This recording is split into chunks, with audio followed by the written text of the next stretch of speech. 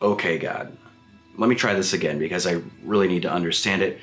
You want me to compile a series of writings all about you, your nature, the nature of love, and your intentions for humanity, for starters. And I need to weave that all in with a special emphasis on compassion, to be a voice that cuts through the divisiveness, bigotry, hate, and tribalism in the world. On top of all of that, you want me to publish these writings, like, to the public, so that everyone can see them. This all despite the fact that I am not, nor have I ever been, a religious studies grad, a certified theologian, or even an aspiring priest?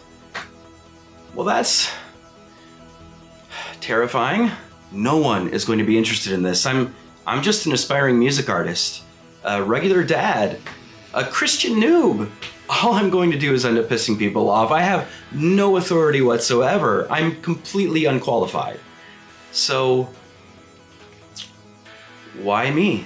That's pretty much what was going through my head as God kept nudging, then pushing, then shoving me into creating Jots. I kept making excuses, dragging my feet, and generally procrastinating because, apart from the immobilizing fear, I didn't think I had any right whatsoever to be talking about this stuff. See, growing up, I hated church, and not just because it was on Sundays, though that didn't help. Church for me was incredibly boring and uninteresting. I didn't understand the rules, and I always felt judged or pressured. Nothing spoke to me, nothing resonated in me. I didn't feel like I fit in. And if I took a look around, I could see that no one else was smiling.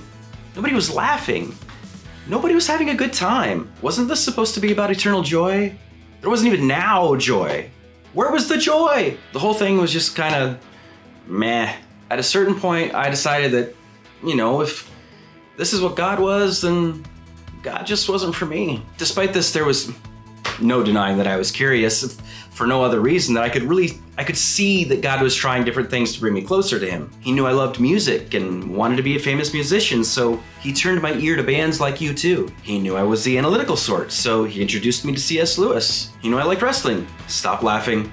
So he coughed up Shawn Michaels. All artists or voices or entertainers that had very distinct Christian leanings and foundations. But see, they resonated with me in a way the church never did. Definitely not meh.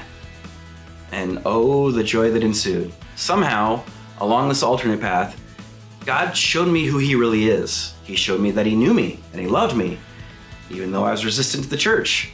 And he showed me what's really important. Not all of these rules and dogmas and pressure and everything else. Just unconditional love.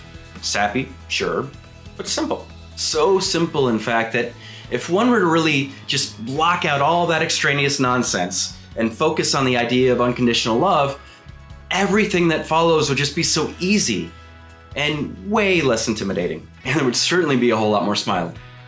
Now you don't suppose, what if I wasn't the only person to have had this experience? What if there were others who had caught a glimpse of this and just needed a little bit of a nudge from someone who, rather than being an authority, was paddling along, albeit somewhat haphazardly, in the same boat? See, the analytical sort.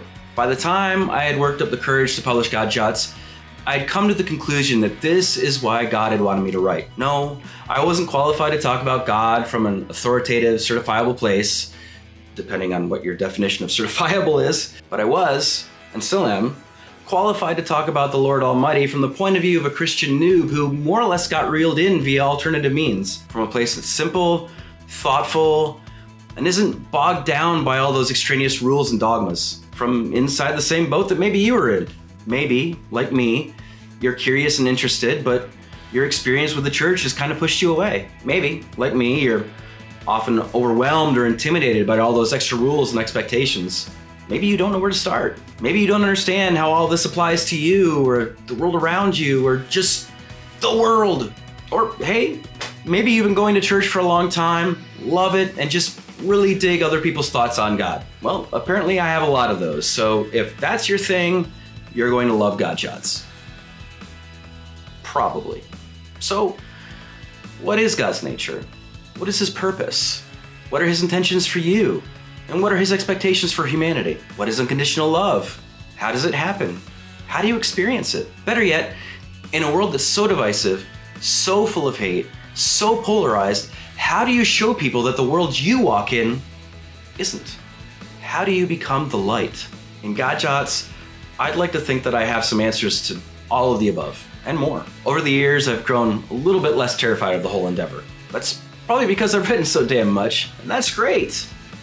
That means there's a whole lot for you to digest, but that also means you might not know where to start. Well, don't worry, I made that easy for you. Just click the Start Here link in the video info below and get a quick start on the concept of compassion. What is compassion? Well, I'd say it's the key to everything. It's probably the most important thing that I talk about in God Jots, so I figure it's a really good place to start. If you like what you see and read, I have a feeling you're going to want to know when I post new content, so make sure you subscribe to get all of those updates. Plus there's bonus ebooks and other exclusives too. And please don't be afraid to like, share, comment, or even contact me personally. I would love to know what God Jots has done in your life. Okay, that's enough of me gabbing. Go ahead, get started, maybe even have a little fun. And we'll talk soon, I'm sure. God bless.